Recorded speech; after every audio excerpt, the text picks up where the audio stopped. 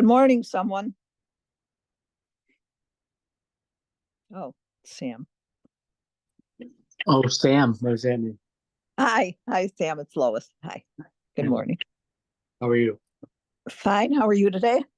All right. Good. What's Someone up else. with you? What's up with you guys?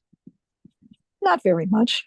No. Watch the debate. Did you watch the debate? Yeah. Yeah. I've sort of figured out that they were favoring Harris to have won the debate, but I couldn't understand a word that Trump was talking about. It seemed like he was never on subject. Yes, that's true. Never on topic. Either it was me Certainly wasn't. or him. One of the two. It was either him or me. Sam, I think it was him. Well, we're my Jews, wife so said it we was always we're Jews. We question ourselves, right, Sam? me. You got it. Good point, Lois. Good point. Oh well. I doubt if it changed anyone's mind, but No, I don't think so. I think the people who were already going to vote for Trump were not even listening. You know, I mean, there's Well, I think the fact that Taylor Swift came out and said she was voting for her, that is going to bring in a lot of the young votes. I really think so. Yeah, as if the only problem is if they go out to vote. Well, yeah, they have to go out and vote. That's true. And most people who vote are actually the older population. Although I heard on one of the broadcasts that actually there are actually political clubs that love Taylor Swift, young people Yes. who follow her ideas and everything. So who knows? Right. Well, can only help Harris, that's for sure. That's true. Yeah. Come on, Rabbi. I just keep thinking about Trump if he wins with that personality back in office. Ugh. I don't. It's enough to make you want to puke. Yes, Liz. Oh, by the way, Liz, later I'll tell you about the exchange, Yes. Sam, I have a friend who sent a cartoon that kind of equated Sinwar with Netanyahu, said they're both killers. And I had to argue about this, saying they're the same. So whatever. Yes, I'd like to hear that. Yeah, I'll tell you. Maybe I'll send you his emails or something. Such. Oh,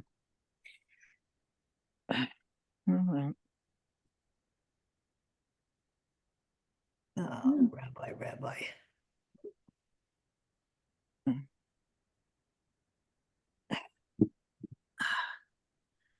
It's only 2 minutes after. I know. That's okay. I sent him a good morning. Okay. I just like to gritchy him a little. Yeah. I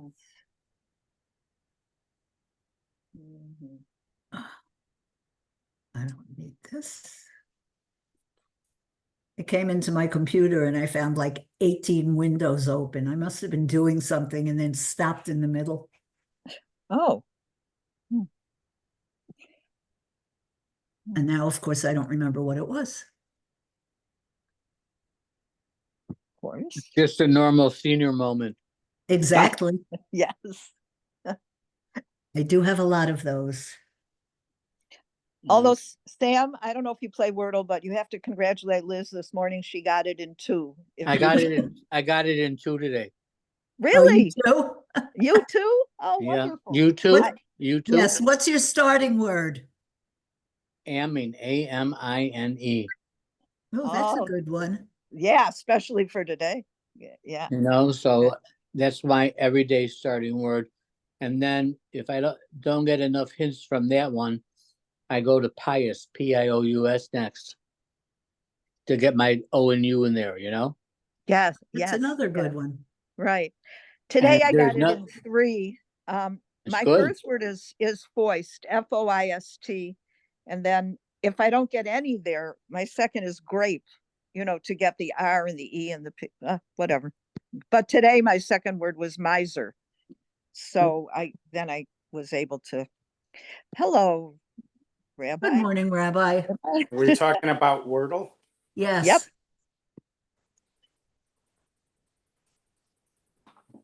And my starting word is taser, T-A-S-E-R. I often start with place. I'm sure you guys are using important statistical information. It's called the guess.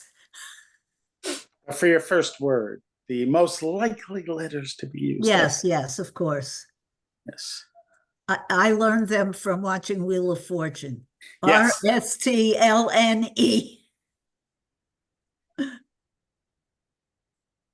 You think there was a children's author called R.L. Stein. Oh, yeah. That's very famous. Yeah, so he had all those letters, but he added an I for the end. Yeah. It's probably an alias. Okay. Well,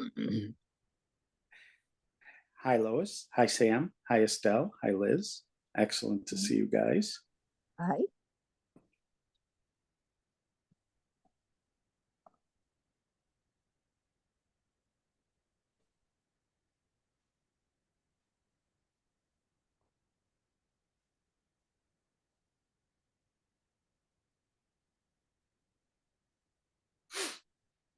Rabbi, I have to tell you that just for a quick moment, we can finish this discussion later at the Nachanash, but it doesn't make sense to me about the donkey with the gear.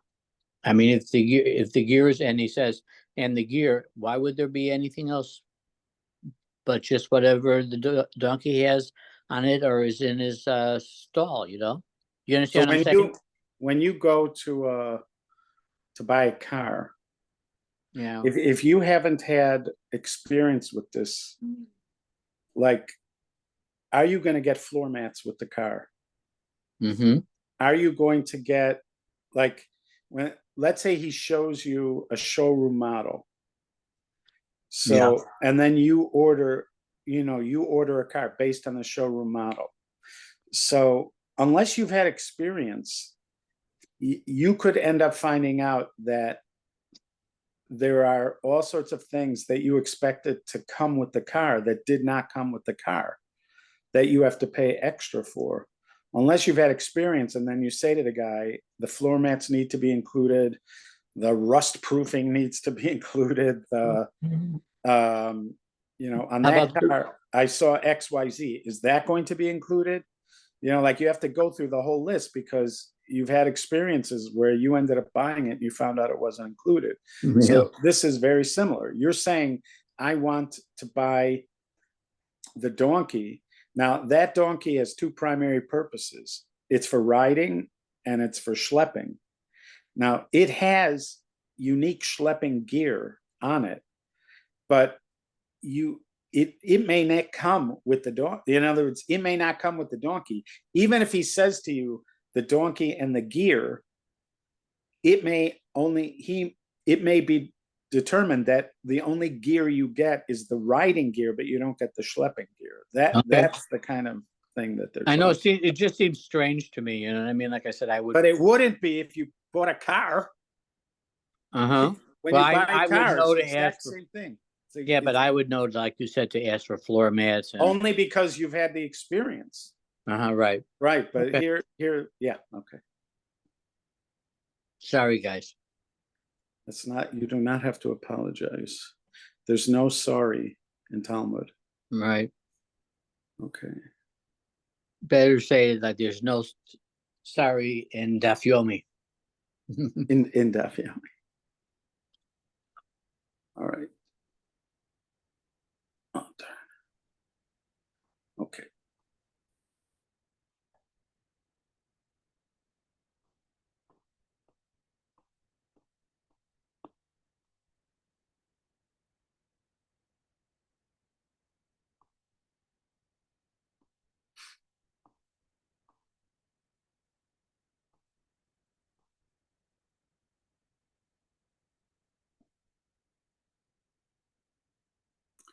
All right. So let's see, 33 here. I don't think we did this already. That he prohibited us from soothsaying, such as the statement of the empty ones, I've already returned from the path. I will not finish all that I need. Today is Sunday. I will not benefit from anything from having seen this X.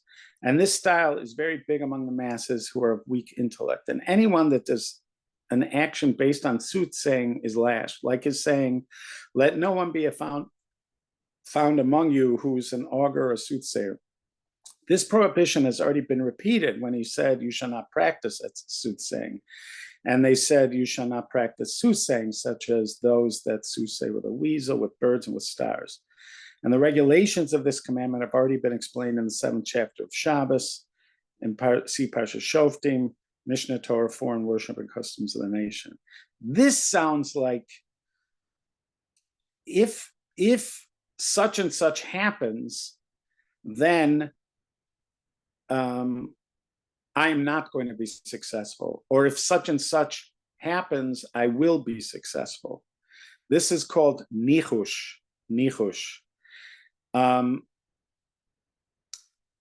There are examples of this in Tanakh, and when this comes up, oftentimes the questions are asked from two primary episodes in Tanakh. One of them's in the Chumash.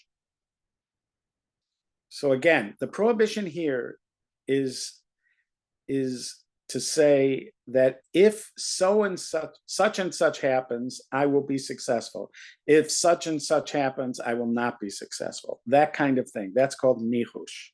It sounds like Nachash, the snake. Yes, it does sound like a snake, but I'm asking of an incident in the Chumash where somebody does this.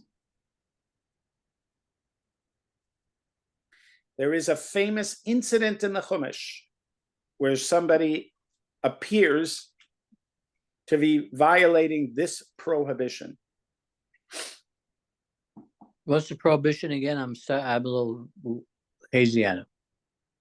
If such and such happens, I will be successful.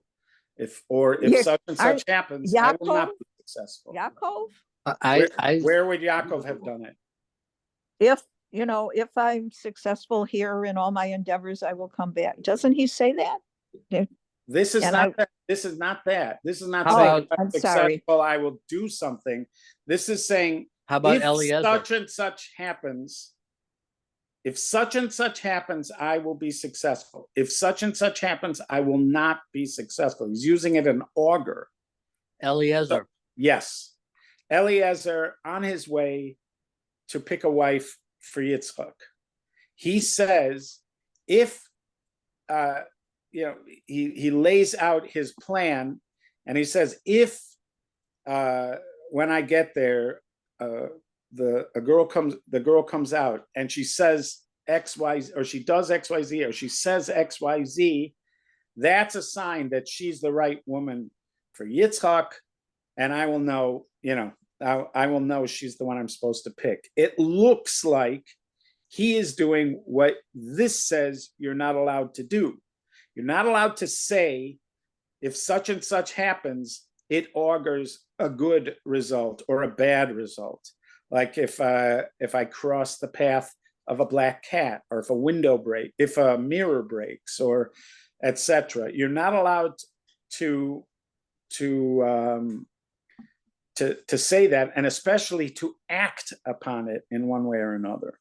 So when talking about Eliezer, you have several options. Option A is Eliezer's not Jewish, and Eliezer doesn't have a responsibility to follow Torah. This is not one of the things that would have been forbidden to Gentiles. And it's also before the Torah, and it's before the Torah is given. So you could say that, yes, Eliezer is doing what you're not supposed to do, but it's not a problem for him because it's before the Torah, A, and second, before the Torah is given, A, and secondly, it's he's not Jewish. So I thought that this is, maybe I'm not going to say this right, but I thought that the Torah was, I know where it was given, but I thought the Torah was at the time of creation. Oh yeah, so that is there is truth to that, but not this kind. In other words, it's poetry when we say that. It's midrash. It means it is there. In other words, the ideas are there. The ideas are present. They're always present, because Torah is a reflection of deep wisdom, or as Rabbi Cardoza sometimes calls it, the mind of God. So Torah is always there, but Torah wasn't given to man until Sinai. Now, there are those who say that not just those, there are places in rabbinic writing where it says that the patriarchs kept the Torah. Even that, like when you read commentary on that, it is suggested what it means is, again, that the universe itself was created by the wisdom of God, and the wisdom of God is Torah.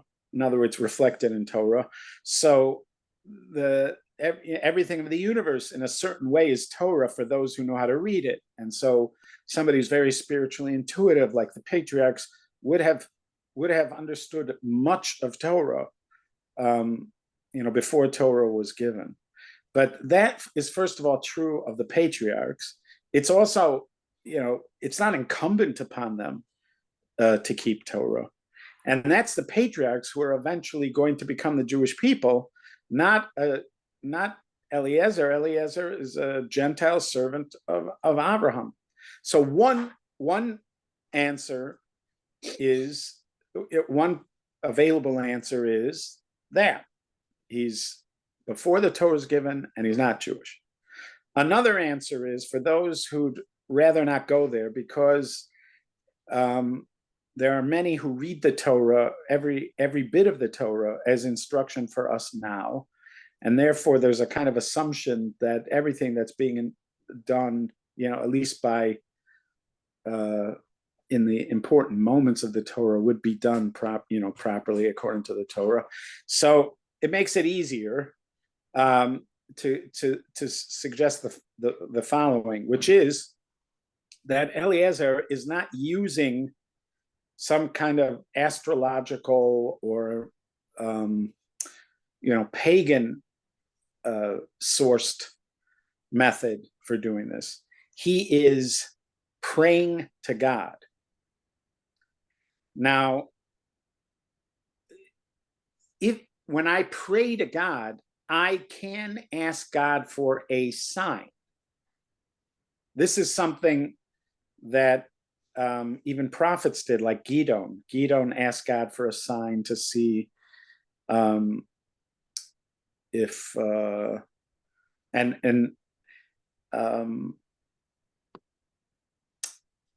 Avraham asks for a sign. Bama Eda, how will I know?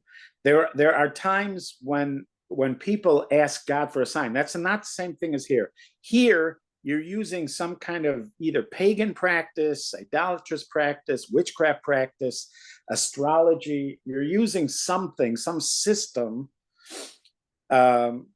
for prediction, in tandem with some kind of event that's happening. It's not a Jewish system. It's not an approved system for determining it. But if I would ask God for a sign, and then he sent me a sign, that's okay. That's another path, and that Eliezer is in fact asking God. There's a sort of interesting thing that happens with Eliezer. Avraham tells Eliezer that he's sending an angel with him. If you're interested in angels, what they are, how they work, so there is more data than you'd originally think in the Tanakh, and especially in Chumash. There's more data than you'd think. And Avraham and Eliezer over here is one of those places where you can collect data, because Avraham said, I'm going to send an angel with you. So one of the ways of reading, if you're reading the Eliezer story, he's actually traveling with an angel. And when he when he is talking to God, or he's really speaking via this angel, and when he's telling him what he wants to happen. He's asking an angel, to do this stuff for him. In other words, Avram is sending an angel with him to help him. So when Eliezer is saying what he'd like to happen, he's saying it to an angel. I'd like such and such to happen. And you would be allowed to do that with an accompanying angel. That Without also, the angel, how do you know he's not praying? If there was no angel, how do you know he's not praying to his God? right. It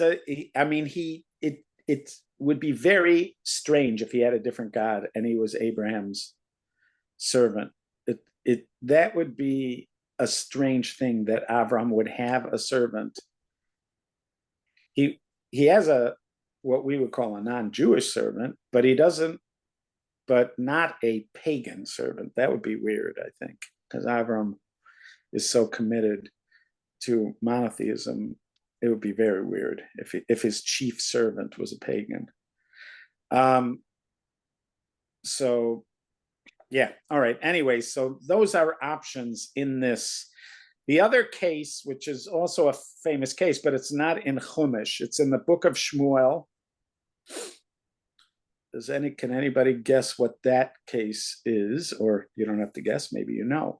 What is the famous case in the book of Shmuel of somebody who uses a similar methodology where he says, if such and such happens, we are going to be successful. If such and such happens, we are not going to be successful.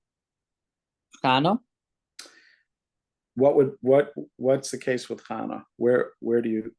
I don't know, telling her that if God gives her a baby, that he would have the baby in his, what's the word?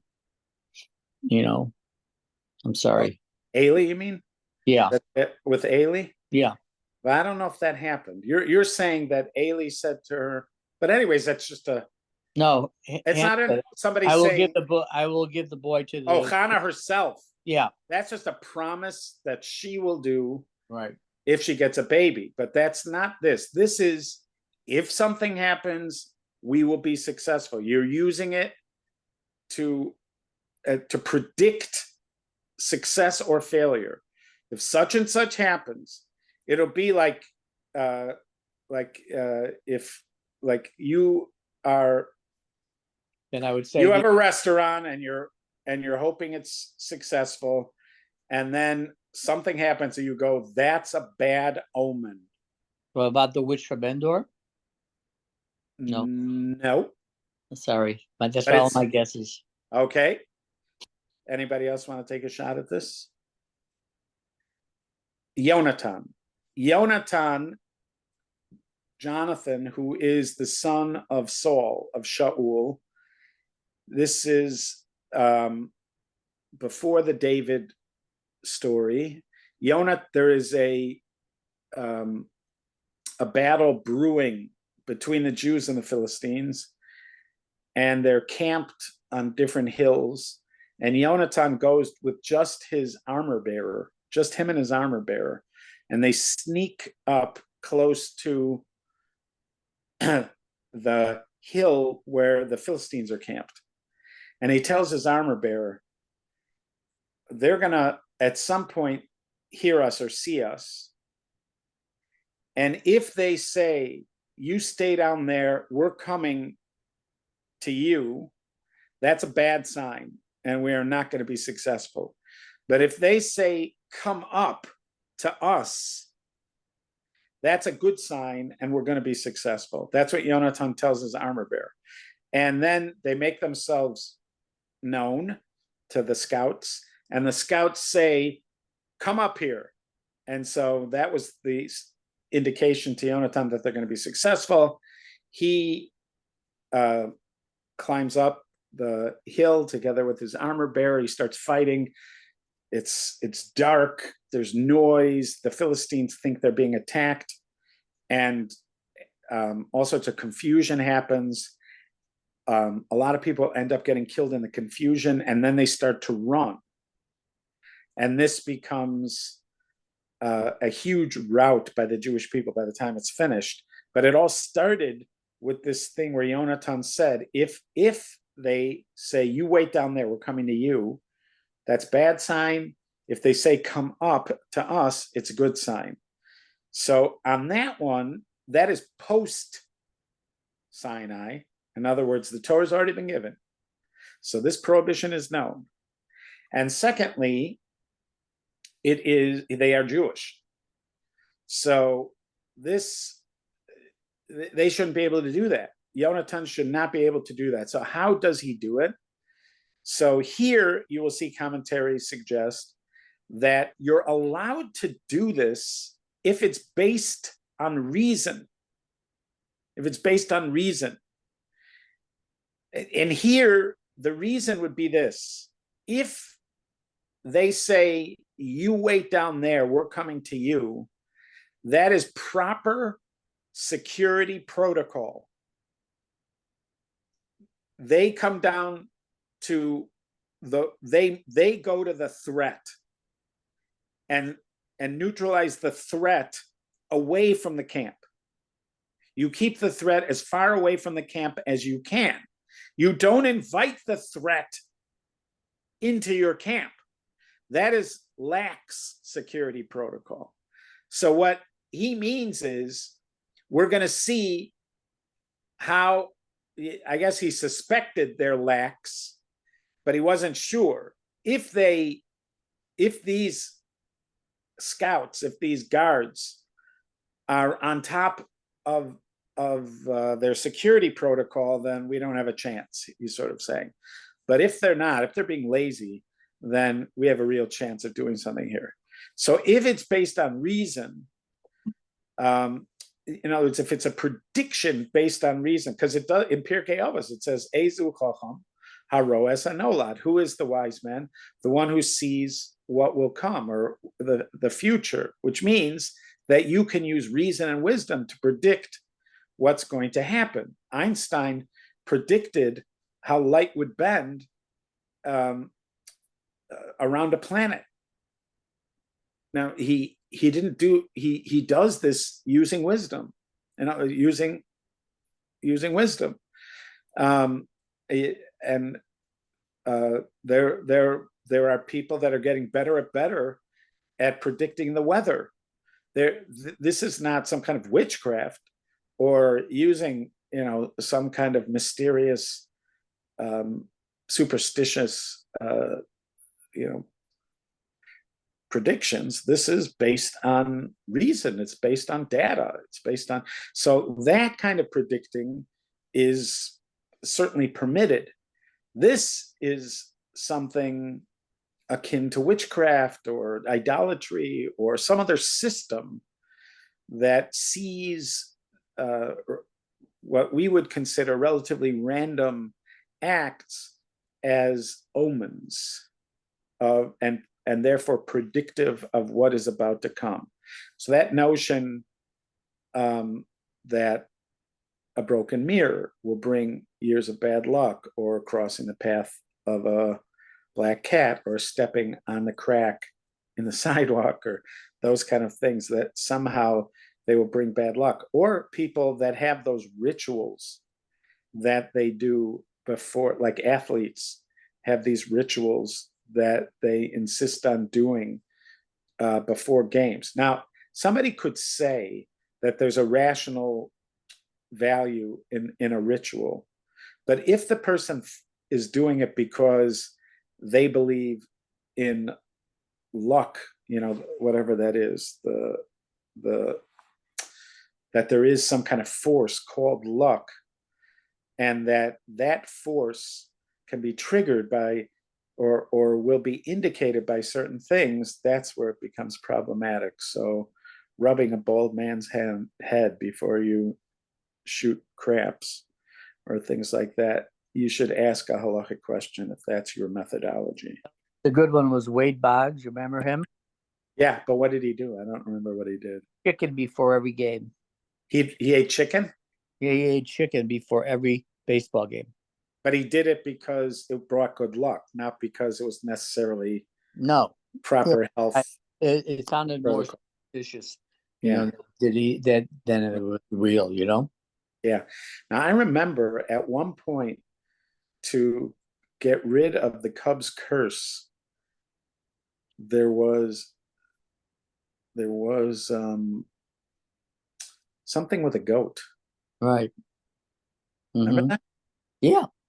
And So- there was some weird stuff going on over there. There was even some voodoo. I think they brought in a voodoo person. Yeah, there was serious stuff going on to get rid of the Cubs curse. So what is, and one more but- time?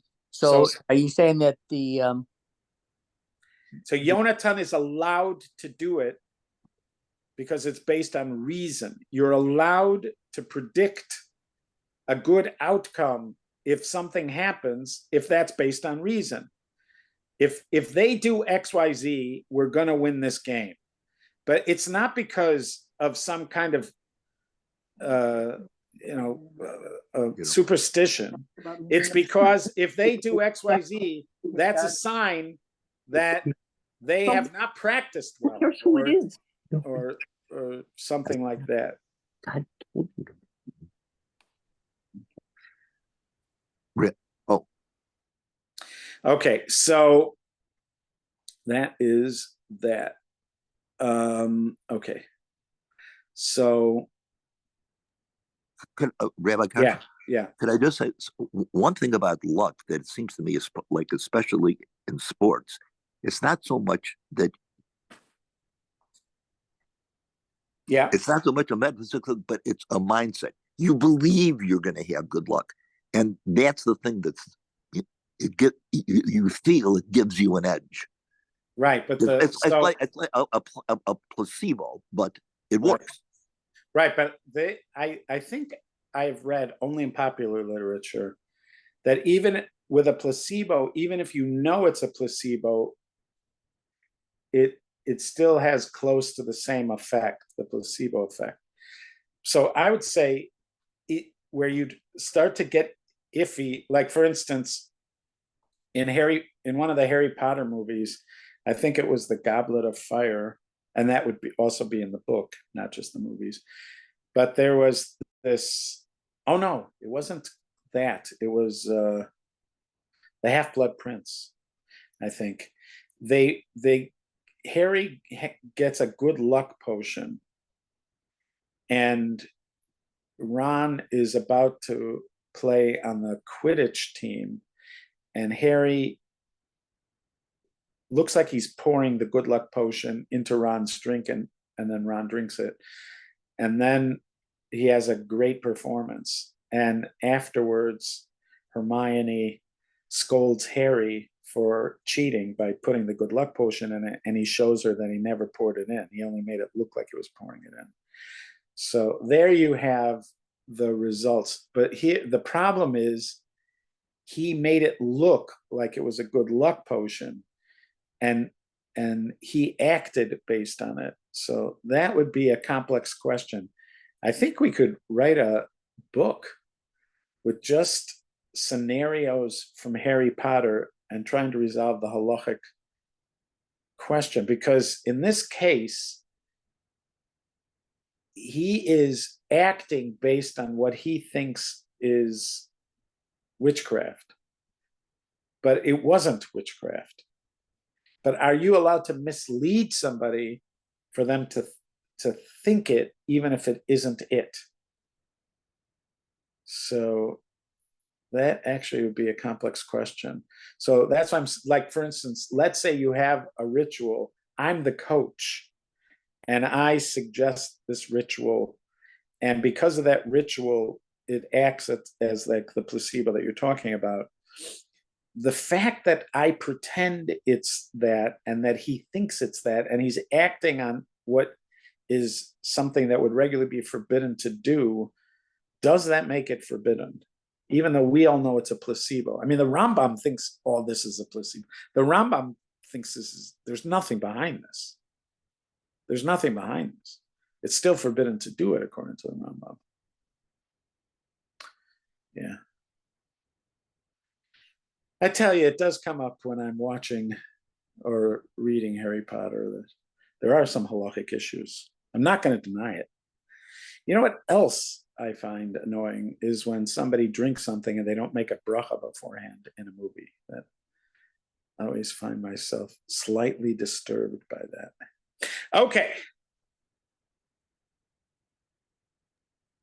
You are afraid the drink is going to do something bad to the person if they No, I have feel like a bracha needs to be made. I don't know why, because I'm watching them, and when you watch somebody drink something, you're expecting a bracha to be made before they drink it, and here these people are just willy-nilly going through willy-nilly drinking. That's willy-nilly, just drinking away, and they didn't make a bracha, not a bracha before, not a bracha afterwards. Oy. I bet you This there's other double-oy. people like me out there. I know there are who just find it just for a minute, just find it for a minute, just a little bit bothersome that person didn't make a bracha. So if I make a pot of coffee and I say a bracha on the first cup, do I have to say a bracha on the rest of the pot? So if you're continuously refilling, that would be your question. And Yes. all practical halachic questions must be asked to Rabbi Daniel Fox. This has to do with pausing in between. What was your original intent? Whether there was a pause in between cups and things like that. Okay, now I'm more The confused. laws of Thank you. brachos, they really require a level of mindfulness that many are not prepared for, me included. Okay, now we got the next one. He prohibited us from being a charmer. And that is saying, don't be charming. I've always said that. And that is saying things that they think will be effective for this. That is we'll see more what this is. That his may be exalted, saying, let no one be found among you, or a charmer. The language of the Sifrei is, or a charmer, whether he charms snakes or scorpions. So these are people that are snake charmers or scorpion charmers. I have a good picture in my India book.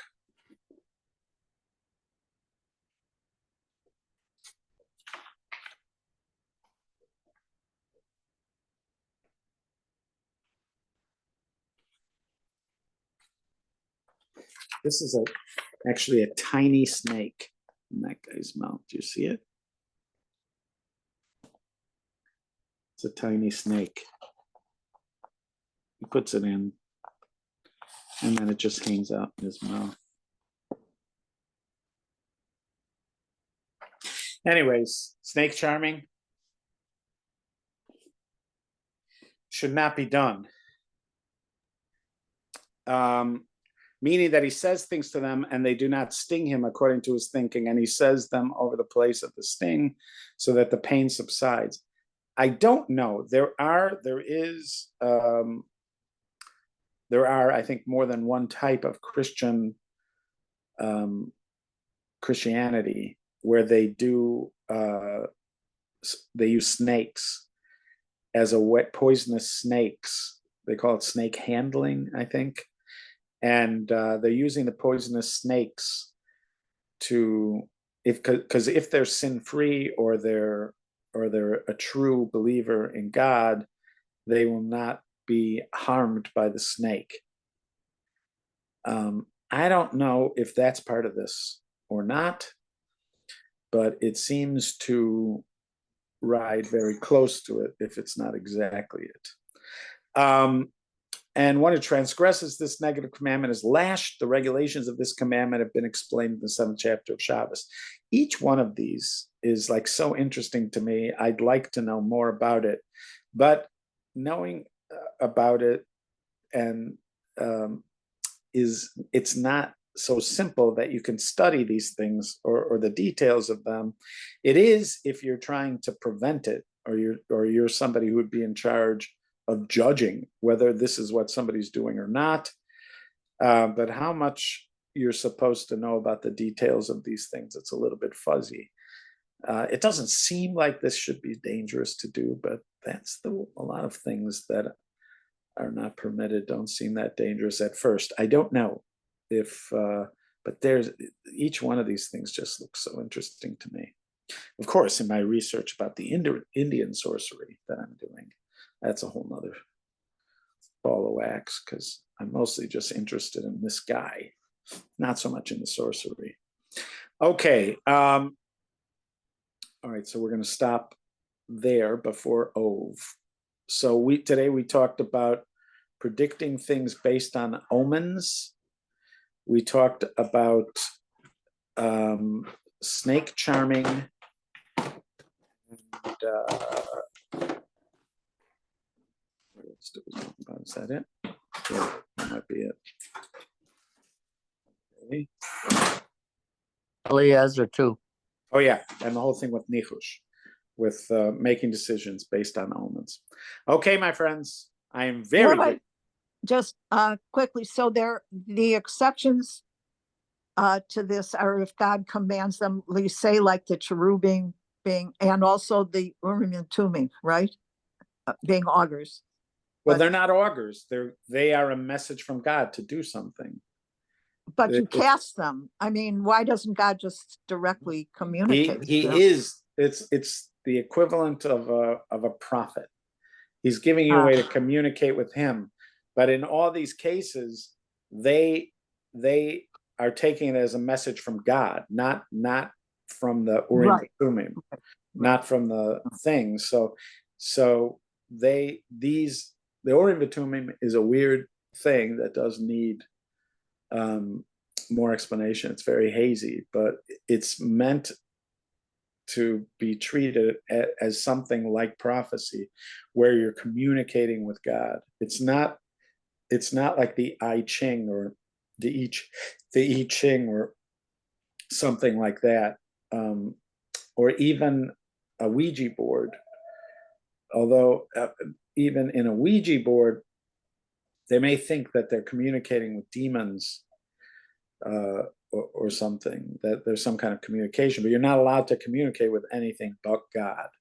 Even when you say an angel, you mean God in these cases. Yeah. But we could talk more about that. All right. I look forward to more of this conversation on Monday. And also I look forward to meeting Sam and Sharon at Mizrahi, and also seeing the ladies on Zoom tomorrow for our Chumash class. Right. Be well. Thank you. Thank you. Thank you, Rabbi. Bye, everybody. See you a little later. Bye. Okay. And bye, David.